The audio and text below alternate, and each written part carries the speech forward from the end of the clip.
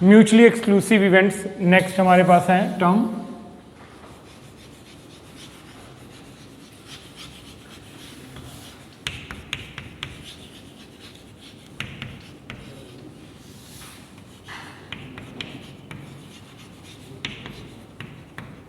Late we have two events. अब events से मालूम पड़ रहा है कि इट मीन्स एक सिंगल इवेंट नहीं है, मोर देन वन है। ठीक है, let we have two events A and B.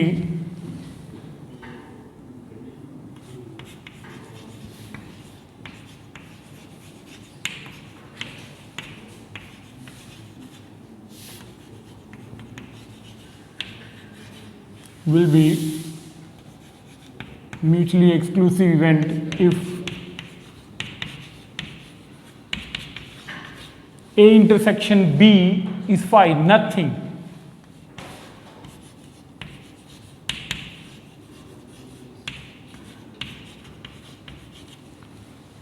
It means common, कुछ भी कॉमन नहीं है।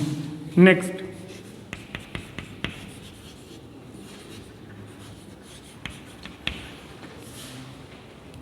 exhaustive and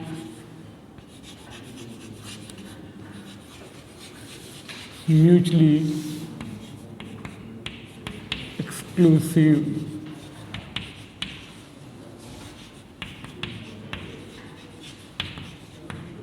event. अब ये क्या होते हैं जी?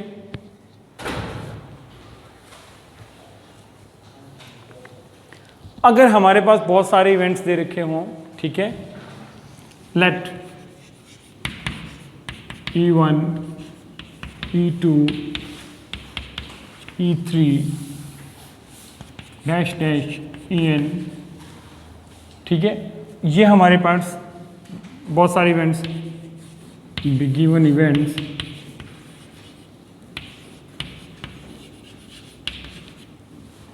ये हमारे पास n इवेंट्स गिवन है। Then if E1 union E2 union E3 union E4 dash dash union En is equal to S for the sample space and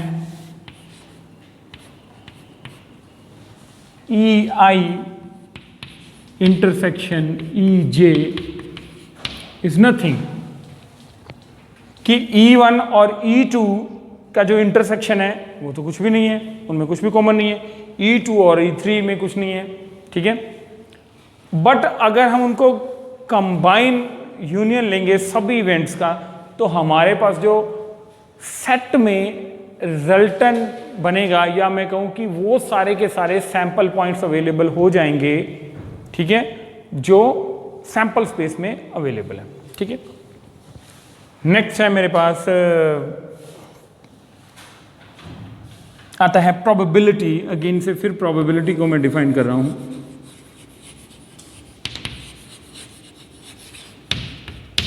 Probability, a number, it is the number या a number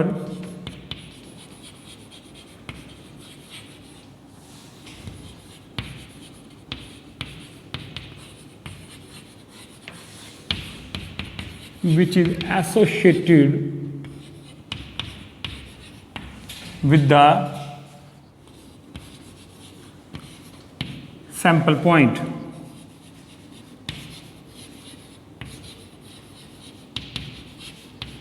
ठीक है, या हम कहें which is associated with every sample point. अलग अलग sample point हैं, ठीक है, तो हर सैंपल पॉइंट से एक नंबर एसोसिएट करता है।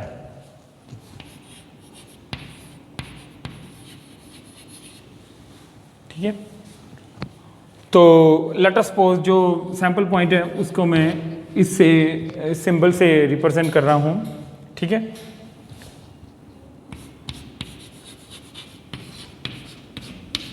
probability is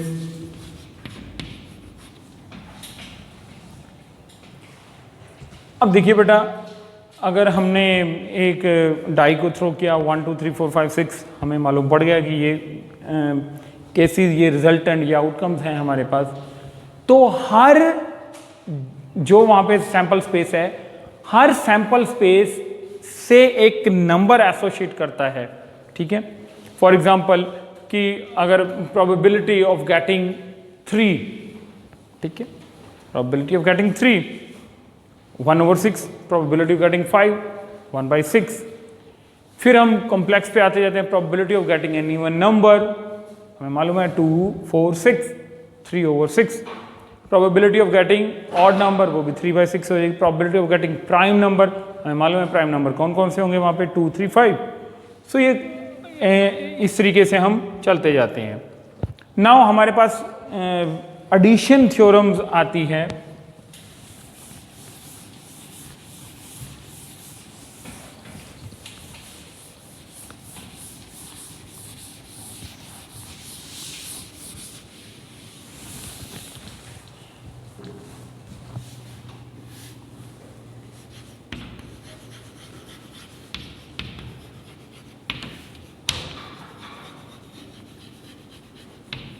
एडिशन थ्योरम क्या कहती है? Let we have two events,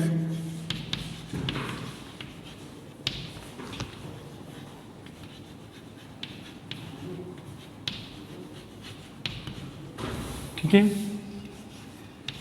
A union B, probability of A, probability of B minus probability of A intersection B. अब आपको ये समझना पड़ेगा, आपको ये जानना पड़ेगा कि ये U है, ये U फॉर यूनियन है, उल्टा U कर देते हैं तो वो इंटरसेक्शन, इट मीन्स कॉमन है।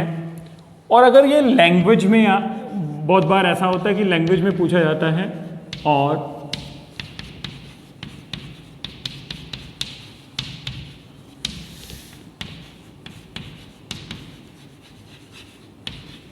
ए एंड बी, ठीक है। अब for mutually exclusive events, for mutually exclusive events क्या होता है? A intersection B is fine, nothing, कुछ भी नहीं है ही नहीं, तो हमारे पास क्या होगा?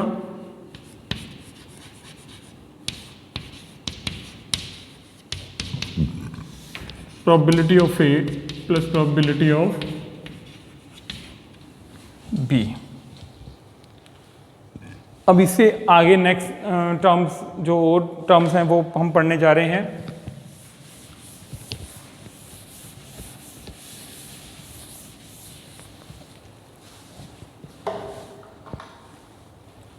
Types of probability.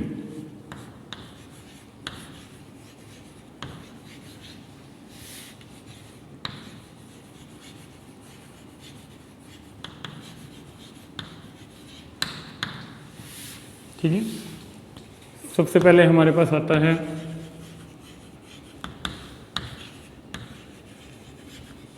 Classic probability.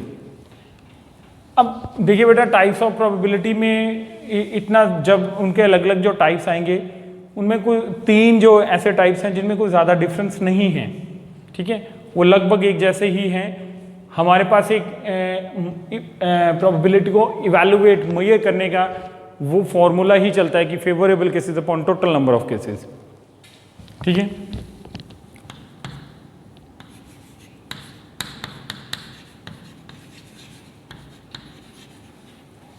It involves the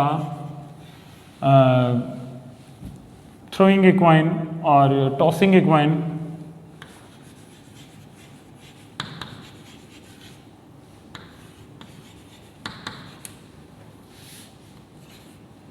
and throwing dice, ठीक है। नेक्स्ट आता है एक्सपेरिमेंटल।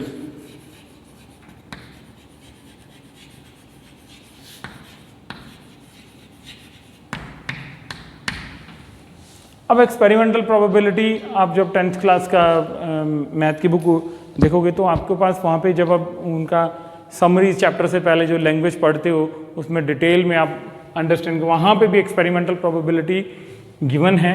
ठीक है, ये किस चीज़ को इन्वॉल्व करती है, क्या बताती है कि हमारे पास फेवरेबल केसेस क्या हैं अपॉन में टोटल नंबर ऑफ केसेस क्या हैं।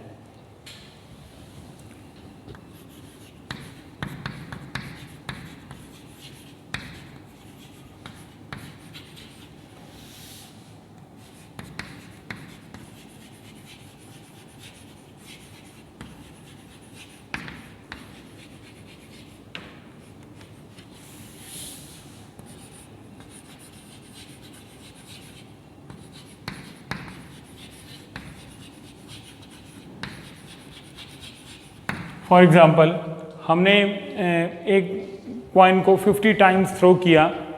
ठीक है, मैं एक एग्जाम्पल यहाँ पे लिख नहीं रहा हूँ, सिर्फ बोल रहा हूँ कि एक कॉइन को मैंने 50 टाइम्स थ्रो किया है तो मेरे को 24 टाइम्स हेड गेन हुआ। ठीक है, तो मेरे पास प्रोबेबिलिटी क्या आएगी, प्रोबेबिलिटी ऑफ गेटिंग हेड। ठीक है, फेवरेबल केसेस 24 अपॉन में 50। नेक्स्ट आता है मेरे पास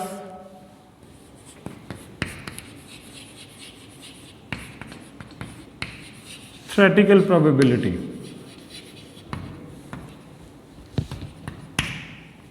अब थ्योरेटिकल प्रोबेबिलिटी भी यही कुछ हमें बताती है।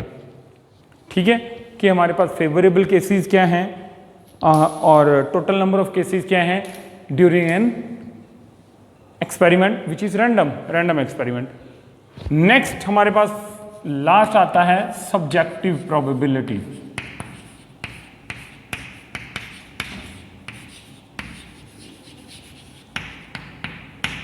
अब सब्जेक्टिव प्रोबेबिलिटी क्या है, it depends upon the personal choice, कि किसी एक पर्टिकुलर इंडिविजुअल की अपनी चॉइस क्या है।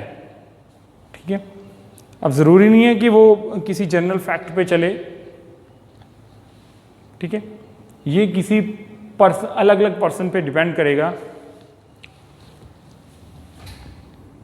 द प्रोबेबिलिटी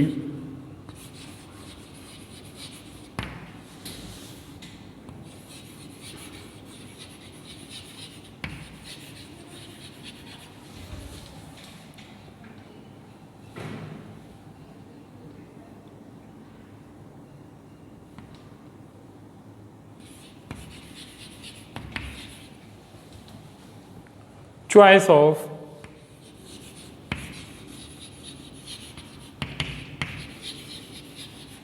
कि किसी एक पर्टिकुलर की चॉइस पे डिपेंड करता है हमारे पास। ठीक है, फॉर एग्जांपल बहुत सारे हम इसको एग्जांपल को कंसिडर कर सकते हैं कि भैया जब आप क्लास में डिफरेंट टीचर से पढ़ते हो, किसी एक पर्टिकुलर, ठीक है, और थ्योरेटिकल प्रोबेबिलिटी जैसे आपको बोला कि ये भी रेशियो, ये favourable cases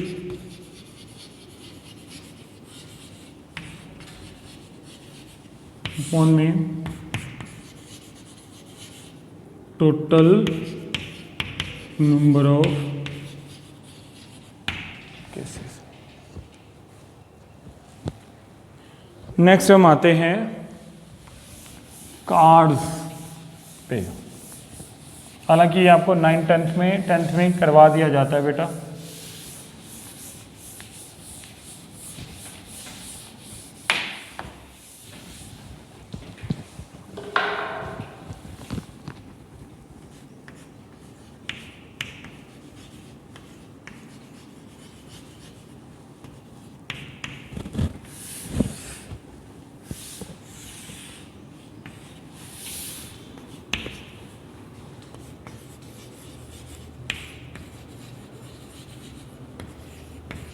red card 26, black cards भी 26। अब जो रेड कार्ड है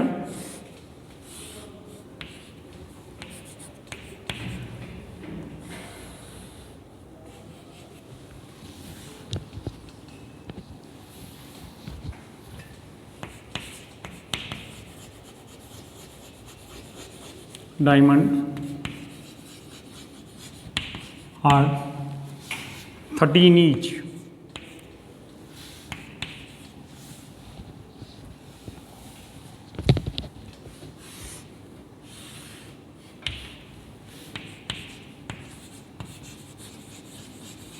Spades, clubs, 13 each. ठीक है. फेस कार्ड्स का कंसेप्ट आता है. फेस कार्ड हमारे पास टोटल 12 होते हैं. 3 फेस कार्ड यहां से आते हैं. अब फेस कार्ड्स होते कौन कौन से हैं? King, queen, jack. Numeric value 13, 12, 11. Ace numeric value 1.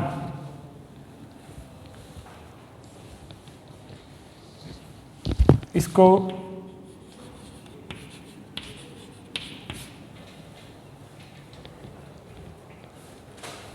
तीन फेस कार्ड डायमंड से आने वाले हैं. 3 यहाँ से आएंगे, 3 ही यहाँ से आते हैं और 3 ही यहाँ से आते हैं. ठीक है.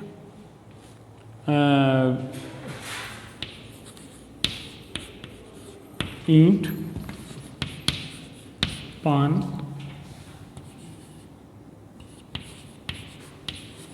हुक्म, and this is